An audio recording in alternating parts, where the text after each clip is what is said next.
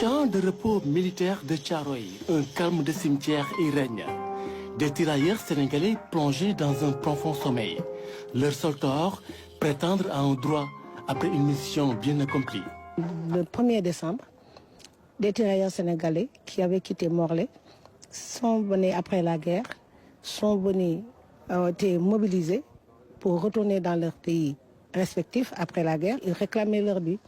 Et au retour, ici, en débarquant également à Dakar, avant de regagner les pays respectifs, ils ont relancé cette demande et c'est à la suite maintenant qu'ils ont été massacrés, d'après la version officielle, parce que simplement ils réclamaient ce qui leur était dû.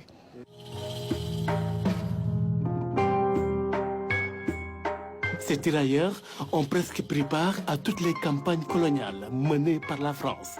À ce jour, le nombre de victimes de Thiaroye 44 est controversé. À l'époque, on a dit qu'il y en avait une trentaine.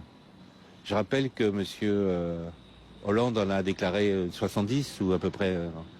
Qu'on compare les chiffres, le départ de Morlaix et l'arrivée à Dakar, et qu'on soustrait les 300 ou 400 qui seraient descendus à Casablanca, qui est une fable incroyable, il y a raison de penser que s'il y a 200 tombes ici, il en manque une centaine. Il devrait y avoir 300 tombes. Plusieurs versions existent. Des zones d'ombre entourent aussi ce cimetière. Le cimetière de Thiaroye, il y a beaucoup de polémiques. Moi et le groupe Thiaroye 44, nous qui suivons l'histoire, on avait d'abord une première version que c'était un cimetière seulement d'anciens militaires.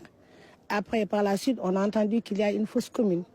Et plusieurs versions, les versions qui changent, tous disent que bon, est-ce que c'est un mémorial? En tout cas, les gens à Thiaroye pensent que le lieu où sont enterrés les tirailleurs sénégalais qui sont massacrés n'est pas encore défini. L'histoire de la révolte des tirailleurs de Thiaroye ne se limite pas seulement à celle de massacre. C'est une histoire de non-reconnaissance des soldats africains dans la libération de la France. Un tirailleur qui était déclaré, qui avait la Légion d'honneur, qui avait la croix de guerre, dont la poitrine était couverte de décorations, m'expliquait que tous les 6 mois, il était obligé de se présenter au consulat de France avec un journal, avec la date, pour montrer qu'il existait toujours, pour pouvoir toucher sa pension. Pour eux, c'est une humiliation sans nom. Et je crois que ça caractérise le rapport de la France avec l'Afrique et avec le Sénégal. Donc voilà ce qu'il en est des relations actuellement.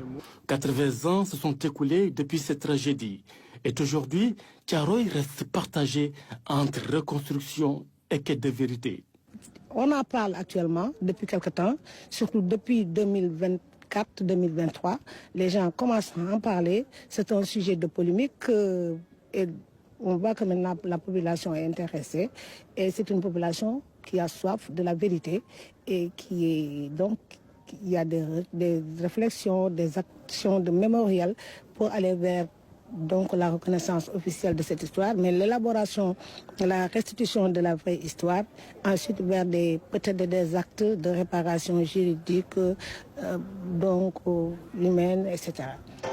Le 1er décembre, un jour de rappel par devoir de mémoire. Pour cette année, il ne s'agit pas d'une journée des tirailleurs, mais bien d'une commémoration.